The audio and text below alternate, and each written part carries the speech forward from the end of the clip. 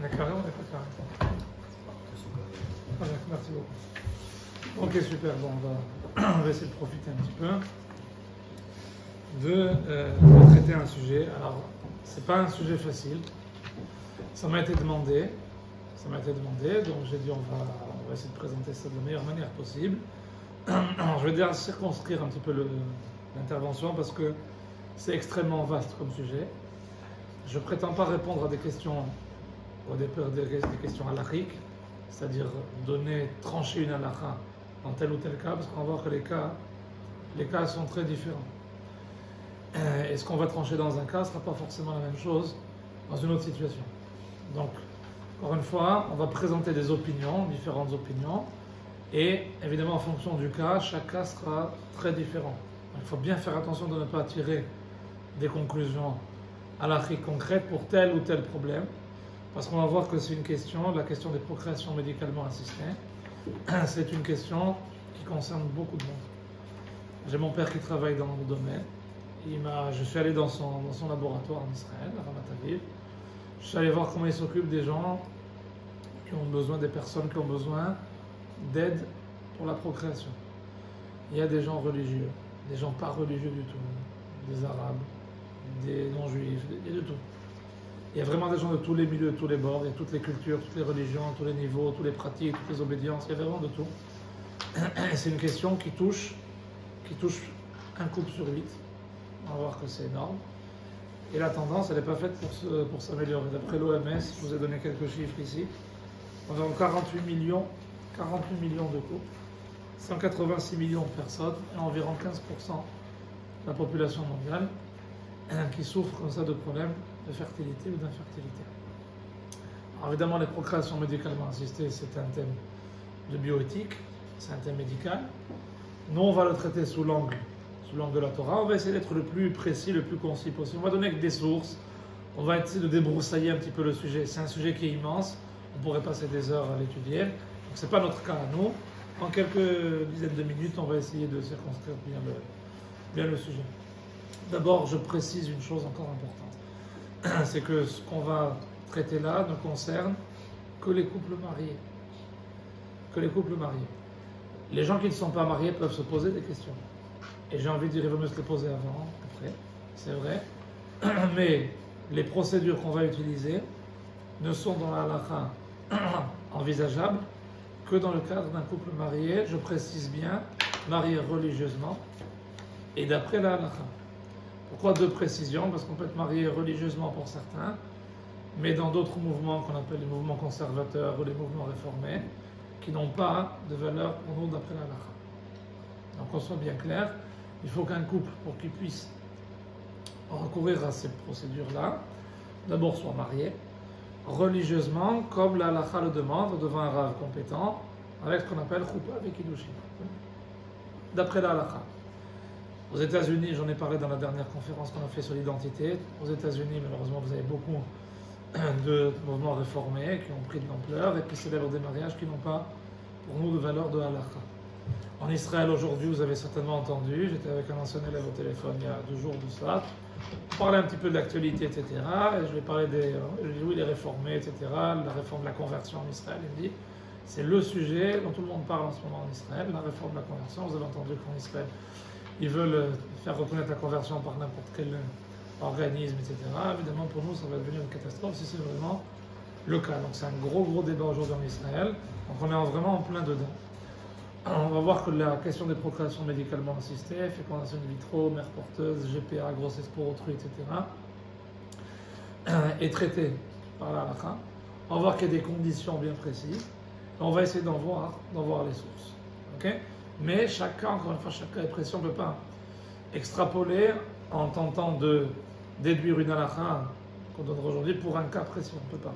Chaque cas, encore une fois, chaque cas est particulier. Et avant toute intervention, avant toute décision, il faut que les personnes concernées prennent rendez-vous avec un rav compétent, qui lui-même, s'il n'est pas suffisamment compétent, c'est par exemple le rav de sa communauté, le rabbin de sa communauté, s'il n'est pas suffisamment compétent, que lui-même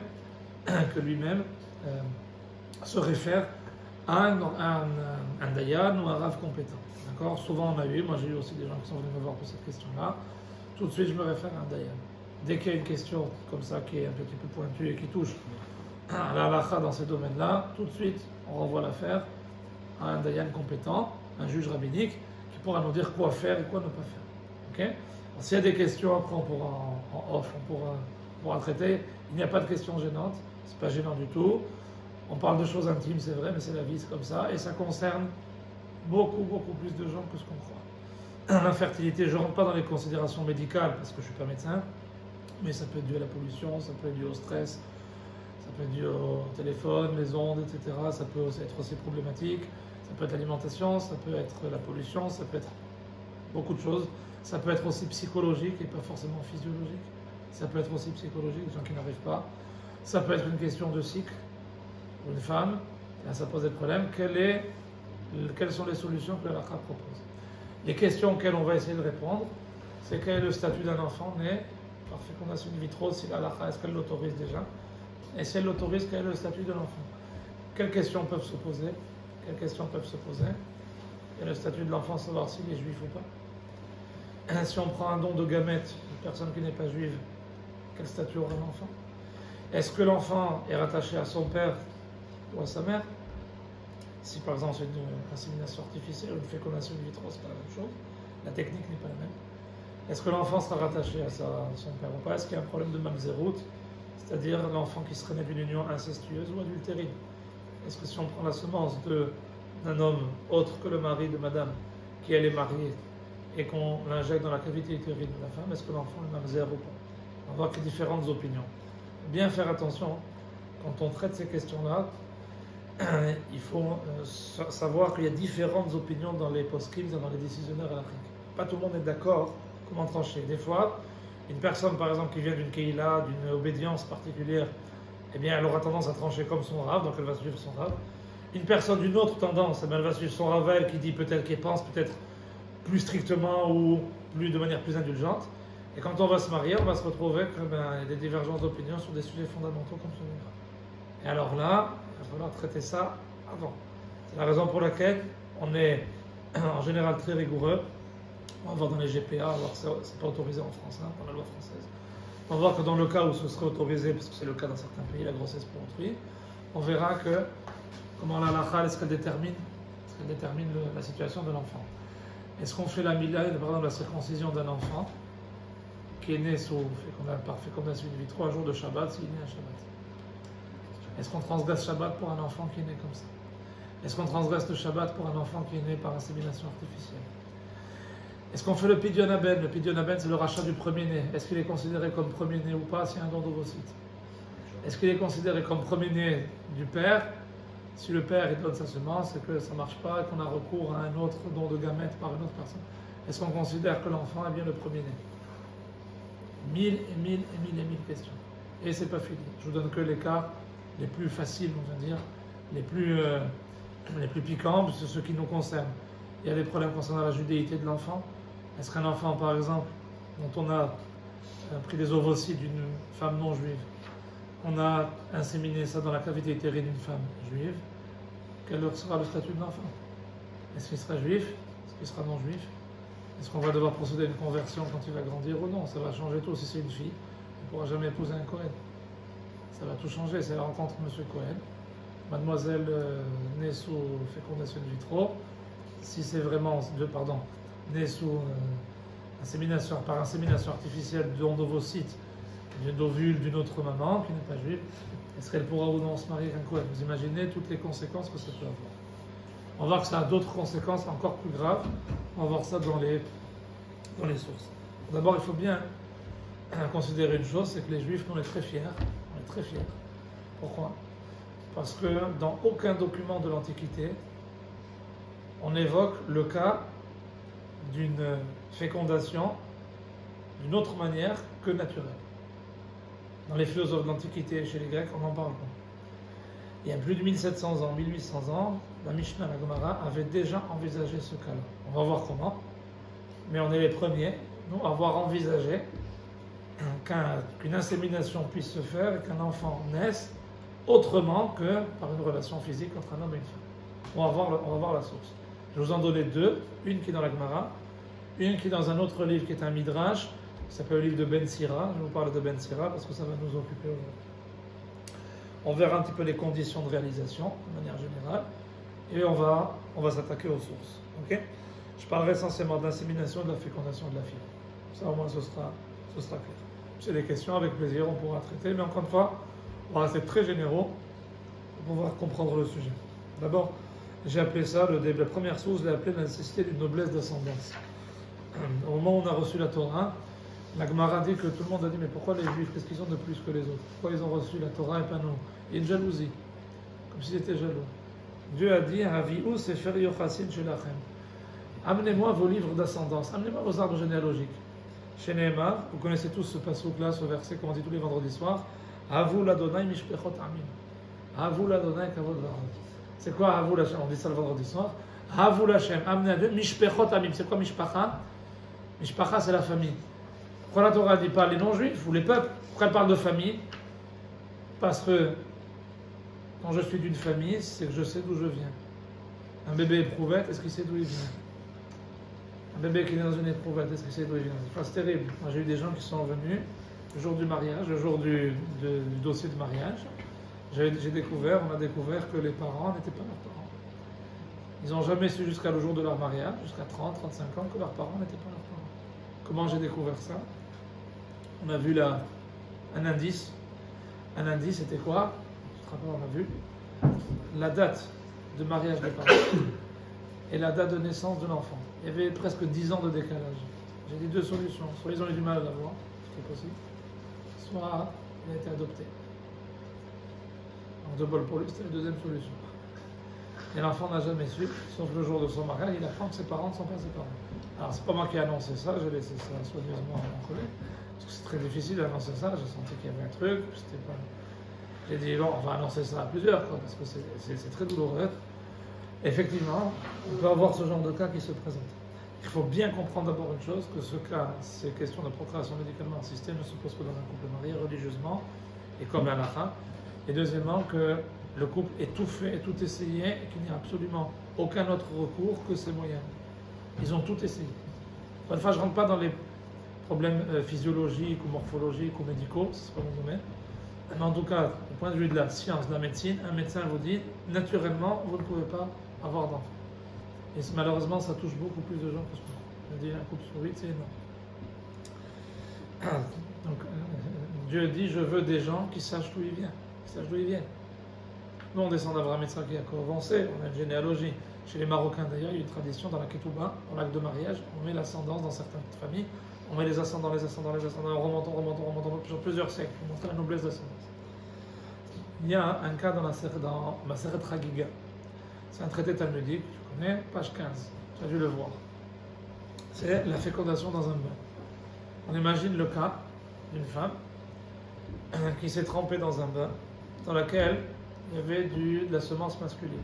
Ça peut arriver. Il y a eu de la semence masculine et la femme a été fécondée sans le savoir. Elle a enfanté, elle avait un bébé. Dans un midrash qui s'appelle le midrash de Ben Sira, alphabet de Ben Sira était le fils de la fille de Irmia ou du prophète Jérémie. Et on dit que la fille du prophète Jérémie s'est trempée dans un bain dans lequel il y avait de la semence de son père. Et elle a été fécondée. Et elle a eu un enfant qui s'appelait Ben Sira. Et Sira, c'est la même valeur numérique que Irmia ou que Jérémie. Seulement, comme on n'a pas voulu le gêner, le prophète, on lui a changé son nom. On a mis Ben Sira, le fils de Jérémie, mais on lui a changé son nom par respect, par eu égard à son père. Il y avait une histoire là-bas un peu sordide, comment elle est arrivée là, une histoire un peu sordide, en tout cas, ça s'est passé comme ça. Et la Gemara dit, Chosheshin, on craint que une femme ait été fécondée en dehors d'un rapport classique par une insémination d'une semence masculine autre que par un rapport. La Gemara pose la question, elle dit, est-ce qu'une jeune femme qui a été fécondée comme ça, qui n'a jamais eu de rapport avec personne, est-ce qu'elle est cachère pour un Kohen? Est-ce qu'elle est cachère pour un Kohen? Est-ce qu'un Kohen ne peut pas se marier avec une femme qui a une relation avec un non-juif? Un Kohen ne peut pas se marier avec une divorcée ou avec une convertie? Donc est-ce qu'une femme comme ça, oui ou non? La Gemara pose la question. On dit ça peut arriver, une femme qui soit totalement pure, elle a pu être fécondée par une semence masculine qui s'est mélangée à de l'eau, elle s'est trempée dans un bain, elle a été fécondée. La Gemara évoque ce cas-là. Voici ce que dit c'est un des commentateurs de Shulchan Aruch qui dit Yesh listapek isha shenit abra be'ambati. Il faut être soucieux, avoir un doute. Une femme qui a été fécondée par un bain, dans un bain, im kiem ha'av piria verivia ve'imikre beno lechol davar. L'homme a-t-il respecté la mitzvah, accompli la mitzvah, le devoir religieux d'avoir des enfants, parce qu'il y a un devoir religieux d'avoir des enfants, une mitzvah d'avoir des enfants. Est-ce que par insémination artificielle on remplit ou non les conditions, vu qu'il n'y a pas eu de rapport physique, est-ce qu'on remplit ou non les conditions pour la mitzvah de ce qu'on appelle piria verivia, c'est la procréation, parce qu'il n'y a pas eu de rapport. Est-ce qu'un enfant qui serait né d'une telle union serait mamzer ou pas? Est-ce qu'il est considéré comme adultérin? Madame le Rabbi Moshe Feinstein, qui est un des décisionnaires de Halacha au XXe siècle, il a été confronté à une question comme ça. On lui a posé la question, une dame, Madame un tel qui était mariée, elle n'en pouvait plus de ne pas avoir d'enfant, elle est allée se faire inséminer une semence d'un homme, mais elle ne savait pas qui c'était. Est-ce que l'enfant est né de ça? Est-ce que l'enfant est mamzer ou pas? Est-ce qu'il est considéré comme mamzer? Vous imaginez le poids que peut porter l'enfant. Alors c'est de la responsabilité des parents, évidemment, mais c'est considéré comme mamzer ou pas. Certains vont dire oui. Alors, Moshe Feinstein, il n'est pas considéré comme mamzer. Pourquoi? Parce qu'il n'y a pas eu de relation physique. Or, ce qu'on sanctionne, ce qu'on veut sanctionner, c'est la relation incestueuse ou adultéride physique. Mais il n'y a rien eu. Il n'y a rien eu.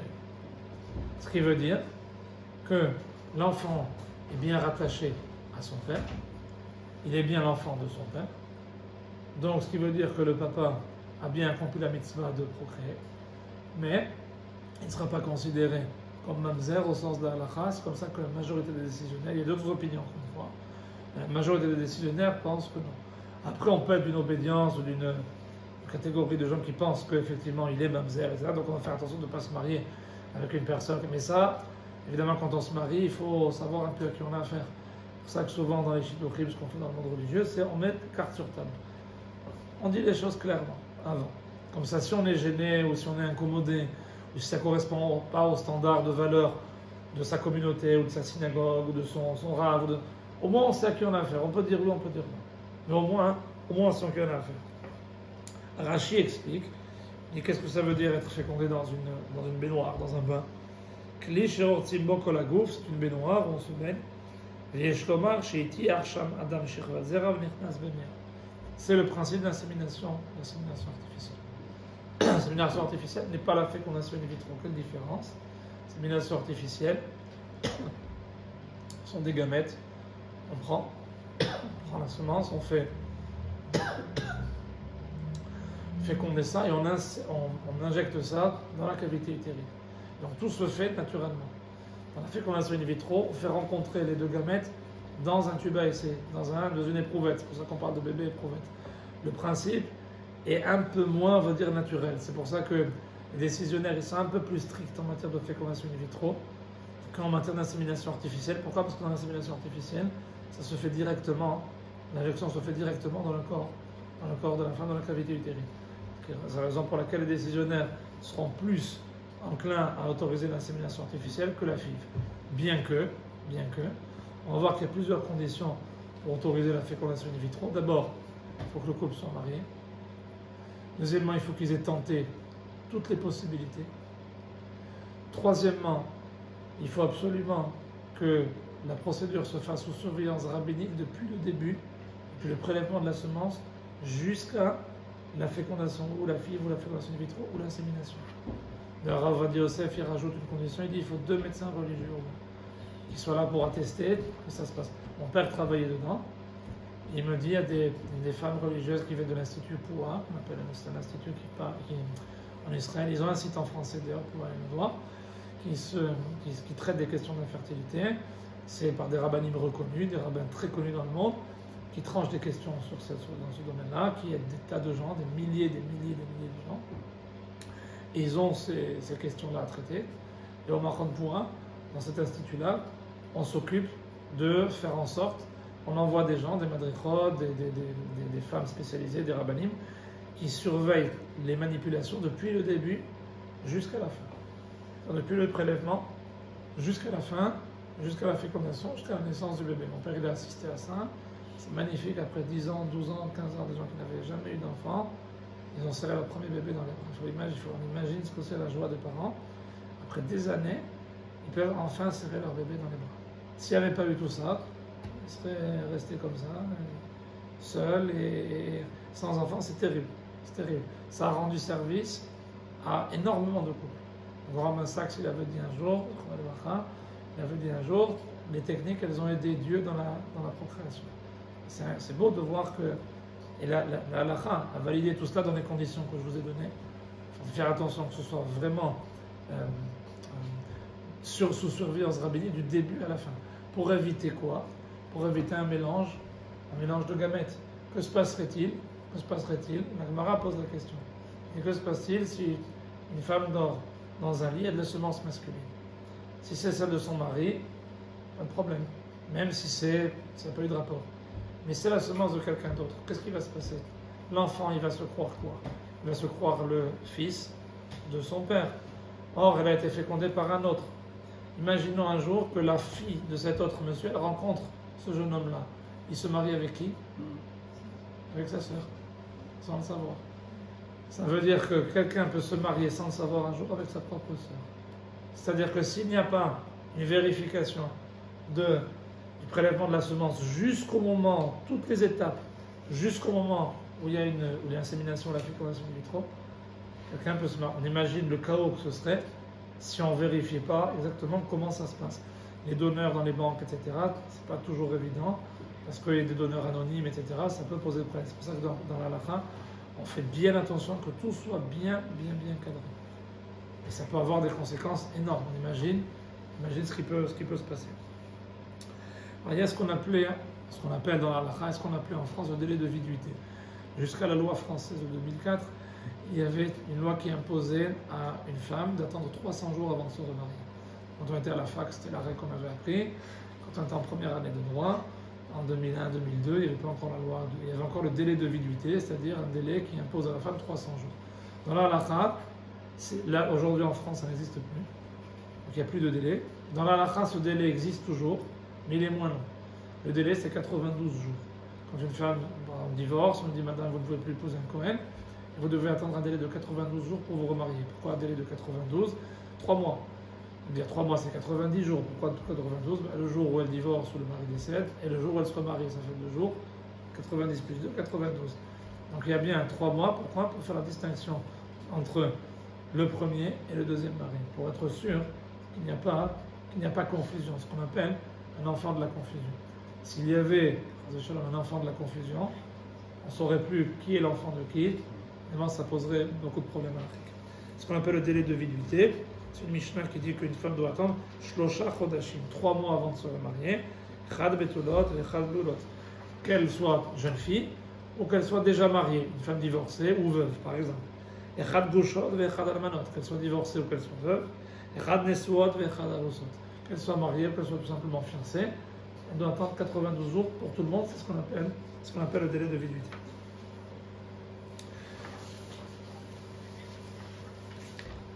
Alors, quelle est la source? La source halachique, je vous la donne. C'est dans le Sefer Achinoch. Le Sefer Achinoch date du 13e. Dit quel est le sens de tout ça? On essaie de faire en sorte de savoir d'où les gens viennent. Évidemment, on veut préserver. Chez nous, la noblesse d'ascendance est très importante. On essaie de préserver la noblesse d'ascendance. Il dit la source de tout ça, c'est qu'Akadosh Baruch Hu a voulu que de la même manière que Dieu a voulu qu'un fruit, on sache d'où il vient, on sache à quelle espèce il appartient. De la même manière, on veut que les êtres humains sachent exactement d'où ils viennent aussi. C'est pour ça que toutes les techniques de procréation médicalement assistée, elles sont bien circonscrites par la halakha. On va voir un rave compétent avant, et encore une fois, on demande conseil après avoir tenté tout. Et là, c'est le rave après qui donnera son conseil, qui tranchera la halakha dans le cas précis. D'accord? Je ne parle pas de différentes manières de prélever les gamètes, etc.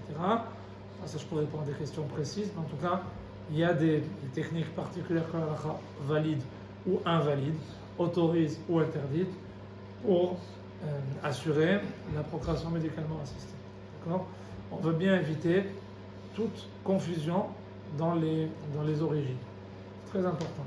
Un enfant qui est né sous FIV, par exemple, ou par insémination artificielle, d'après la majorité des poskim, des décisionnaires halachiques, il sera l'enfant de son père, donc il sera considéré comme le fils de son père. Quand il monte à la Torah, on dirait un tel fils de monsieur un tel. On lui fait la Brit Mila à 8 jours, même si c'est Shabbat. Rav Osner, il tranche comme ça. Le grand décisionnaire halachique, il tranche de cette manière-là. Et si c'est un premier-né, on lui fait le pit de la mère. Dans le cas des mères porteuses, c'est un peu plus compliqué. Pourquoi ? Parce que ça peut être du don d'ovocyte, par exemple d'ovule, d'une femme non juive. Alors là, certains vont dire il est le fils de la maman qui a porté l'enfant. Certains vont dire mais non, elle l'a eu grâce à l'ovule d'une dame qui n'est pas juive, donc l'enfant n'est pas juif. Donc dans tous les cas, on fera une conversion. On fera une conversion pour l'enfant. Dans la majorité des cas, c'est ce qu'on fera. Après, encore une fois, au cas par cas, chaque cas sera tranché. Évidemment, chaque cas est différent. En France, c'est interdit la grossesse pour autrui, mère porteuse, mais dans certains États, États fédérés, certains États aux États-Unis par exemple, sont autorisés. Bien faire attention parce que des fois, ça dépend où on est. Et évidemment, on ne pourra pas se contenter de faire les choses n'importe comment. Il faudra vraiment que tout soit halachiquement validé.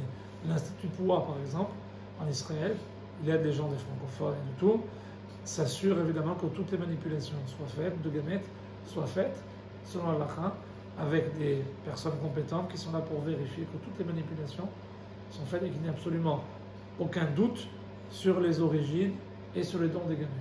Comme ça, on est sûr de l'ascendance. Ça, grand principe qu'il faut savoir. Pourquoi ? Pour éviter ce qu'on appelle les enfants de la confusion. Il est marqué c'est dans Bereshit, Amar Avraham, Amar Shmuel, Mishum de Amarka, Liyot Lecha Elokim. C'est la référence à gauche. Ulzaracha Acharecha. Dieu dit à Avraham Avinu, je serai pour toi un Dieu, Ulzaracha Acharecha. Et ta descendance après toi. Pourquoi ? Les Avril Ben Zaro chez le Rishon, les Zaro chez le Shini. Pour distinguer entre la semence du premier mari et la semence du deuxième. C'est-à-dire, on veut savoir exactement de qui est l'enfant. Je ne parle pas des tests ADN, parce que dans la halakha, il y a aussi les tests ADN. Ce n'est pas toujours fiable, on ne considère pas ça comme une preuve. Pourquoi ? Parce que l'ADN, ça peut porter à confusion, parce que ça peut être l'ADN des deux parents, on ne sait pas si un des parents n'est pas juif, par exemple. Il peut y avoir de l'ADN d'un parent juif, mais pourtant, ça ne veut pas dire que la personne est juive. Donc les tests ADN, pour nous, ça a ses limites. J'en parle pas parce que c'est un sujet, encore une fois, en soi. En tout cas, on veut éviter, comme dit l'Arashi que je vous ai cité, éviter ce qu'on appelle les enfants de la confusion. Pourquoi ? Parce que quand on dit Dieu ne réside, c'est les familles qui sont meyuchasot, qui ont une noblesse d'ascendance. On veut absolument savoir d'où on vient, c'est normal. C'est normal, un enfant qui ne sait pas d'où il vient, il n'y a pas pire que ça. Pire que ça, qu'il ne sait pas d'où il vient, il ne sait pas qui sont ses parents, il ne sait pas quelles sont ses origines. Nous, on sait très bien que chez nous, dans la religion juive, la tradition juive, beaucoup de choses se transmettent par les traditions. Alors, les traditions, c'est très souvent les traditions familiales. Les traditions familiales ne nous viennent pas, elles n'ont pas été inventées comme ça du jour au lendemain, non. C'est des choses qui nous viennent et qui nous viennent, tu vois de quoi je parle. Ça nous vient depuis des siècles de nos parents, nos grands-parents qui ont répercuté les traditions. Ils savaient exactement, pas forcément le sens de ce qu'ils faisaient, mais ils savaient que c'était des choses importantes. Et très souvent d'ailleurs, ce qui a maintenu les gens dans la tradition, dans la religion juive, c'était les traditions familiales. Des fois une fête par-ci, un minag par-là, une tradition qui se balade par ici, par-là. Et c'est ces choses-là qui ont vraiment fait le ciment familial, le ciment religieux aussi, qui a donné l'envie à certains d'avancer en Torah, d'avancer en religion, de progresser un petit peu. Pourquoi ? Parce qu'ils savent d'où ils viennent. C'est très frustrant pour les gens de ne pas savoir d'où ils viennent. Alors, on voit que dans la Mara, c'était on envisageait ces cas. Mais on ne voulait absolument pas confondre l'ascendance de l'un avec l'ascendance de l'autre. Si on confondait les semences, un homme risquerait un jour de se marier avec sa propre sœur. On veut éviter ça. Et on fait en sorte que ça se passe dans les conditions que je vous ai citées, c'est-à-dire si le couple est marié, s'il n'y a pas d'autre technique, si c'est fait selon un cadre précis avec, je précise, les gamètes de monsieur et madame. C'est tout. Dans certains cas, certains autorisent, mais d'autres l'interdisent. Donc il faut faire attention quand le couple est stérile complètement, à avoir recours à d'autres gamètes, mais ça c'est beaucoup plus délicat. Parce que certains vont considérer qu'il y a un problème de mamzerout, c'est plus difficile. Parce C'est pas évident parce que c'est pas tout le monde qui pense comme ça. En tout cas, on voit bien qu'il y a des conséquences, à la règle importante. Je terminerai par l'absence de relations physiques. C'est un commentaire du Shulchan Aruch que je vous ai cité, qui parle d'une femme qui se serait allongée sur un drap dans lequel il y aurait peut-être seulement un homme qui a une émission séminale. Ça peut arriver. Elle pourrait être fécondée. Alors on imagine le cas, ça peut être... à l'époque, ça paraissait peut-être fou. Aujourd'hui, c'est ce qu'on appelle la procréation médicalement assistée, tout simplement. Et là, l'Alakha veut éviter absolument une confusion d'une femme même qui est nida, même qui est dans sa période de cycle, qui est dans une période indisposée. Elle pourrait très bien être fécondée à ce moment-là. Pourquoi? Parce qu'il n'y a pas de rapport physique. C'est la raison pour laquelle, lorsque une femme ne peut être fécondée que pendant sa période de ce qu'on appelle Shiva Nekim, c'est-à-dire pendant la période après son cycle, et la période dans laquelle elle va devoir compter 7 jours jusqu'à son mikvé, elle ne peut pas avoir de rapport avec son mari, mais c'est le moment où elle est le plus fertile. Qu'est-ce qu'on fait? On autorise dans certains cas, comme certains poskim l'autorisent, à injecter, à procéder à l'insémination, même pendant la période d'impureté de la femme. Ça me dira, mais l'enfant, quoi, il est né d'une femme qui est impure? Non, non. Il n'y a pas eu de relation physique. J'insiste, c'est important. L'Alakha le préconise. Il y a d'autres complications dont je ne vous parlerai pas maintenant. En tout cas, certains poskim, certains décisionnaires halakhiques autorisent même de procéder à la procréation médicalement assistée, fille ou insémination, même pendant que la femme est dans sa période de cycle, où elle ne peut pas aller au mikvé, elle est encore dans sa période d'impureté. Ça aide énormément les couples à avoir des enfants. Des périodes où la femme ne peut pas, la fertilité c'est que maintenant et pas à un autre moment, ça pose de très gros problèmes. Qu'est-ce qu'on fait? Alors, l'autorisation, on voit que ce sont des cas bien précis. Mais un enfant qui est né sous fille, qui est né par insémination, sera, d'après la majeure partie des poskim, encore une fois, considéré comme l'enfant de ses parents, de son père et de sa mère. Le mari, monsieur, a accompli la mitzvah de procréer, même par ce moyen-là, parce que c'était le seul, c'est vraiment le seul qui reste. L'enfant, on lui fera la brit mila à 8 jours, y compris si c'est Shabbat, on lui fera le pidyon aben, s'il est né par voie naturelle, pas par césarienne ou autre, parce que seuls les enfants qui sont nés par voie naturelle, c'est le premier-né. Ben on devra lui faire le pidyon aben, le rachat du premier-né, à un Kohen. Si on ne l'a pas fait, il se rachètera lui-même à sa majorité à ses 13 ans. En tout cas, un enfant né par cette technique-là sera considéré un enfant à part entière. Pas question de lui rappeler évidemment, de lui faire de la peine, ou de le vexer en disant ah tu es né comme ça, de faire de la peine, de vexer ou de heurter la sensibilité de quelqu'un. Surtout dans ces domaines-là, ce sont des domaines qui sont extrêmement sensibles. On touche à l'intimité, c'est extrêmement difficile. Il faut bien faire attention, prendre des pincettes et surtout bien conseiller les gens qui souvent sont dans une situation de désarroi. Il faut bien comprendre que les gens qui en arrivent là, c'est vraiment que ça fait des années qu'ils en souffrent. Ils en souffrent et on touche à leur intimité. C'est pas évident. Mais c'est la vie, il faut en parler. Et bien, au Hachem, les techniques aujourd'hui, la majorité des poskim ont validé, Rav Ovadia Yosef, Rav Eliashiv, Rav Osner, Rav Moshe Feinstein, tous les grands décisionnaires, des monstres, des piliers de l'Alakha, ont tranché en faveur de ça, mais avec des conditions toujours bien précises. Bien faire attention. Aujourd'hui, il y a des madrichot, des dames, des rabbanim qui s'occupent de vérifier que les manipulations sont faites correctement. Je voulais juste vous brosser un petit peu de manière générale. Il y a d'autres questions évidemment qui se posent. Il y a des petites questions précises, je suis prêt à y répondre.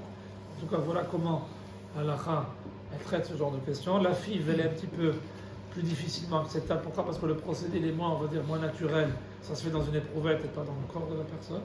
Donc la fécondation se fait en dehors. Donc les poskim, certains seront un petit peu plus stricts en matière de fécondation que pour l'insémination artificielle, où là ça se fait plus, on va dire entre guillemets, plus naturellement. Pour le prélèvement de la semence, je peux en parler en off si vous voulez, il y a plusieurs techniques ou plusieurs manières. Ça va dépendre effectivement de la personne, ça dépend de la psychologie aussi. Ça peut être des fois psychologiquement un petit peu difficile ou compliqué, c'est pas forcément physiologique, des fois c'est psychologique, on n'y arrive pas. Une technique, encore une fois, que l'Alakha, on privilégie les techniques les plus naturelles possibles. Voilà, si vraiment il n'y a pas de possibilité, on trouvera d'autres techniques. Mais en tout cas, l'halakha, elle peut même aller loin, elle autorise même certaines choses qui nous paraissent à nous, qui paraissent difficilement acceptables. Mais en tout cas, l'halakha les autorise dans des cas, quand on des cas précis. C'est pour ça que je vous dis, pas trancher une halakha comme ça de manière générale. Il faut savoir que ça existe, le prélèvement de semences. Alors je le rappelle, c'est un interdit grave. Un écoulement de semences pour un homme en vin, c'est un interdit grave. Et donc, ça fait partie des interdits graves de la Torah.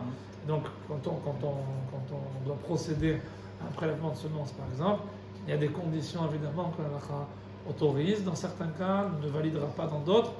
En tout cas, ce sont des cas qui sont précis. Il faut savoir que ça existe.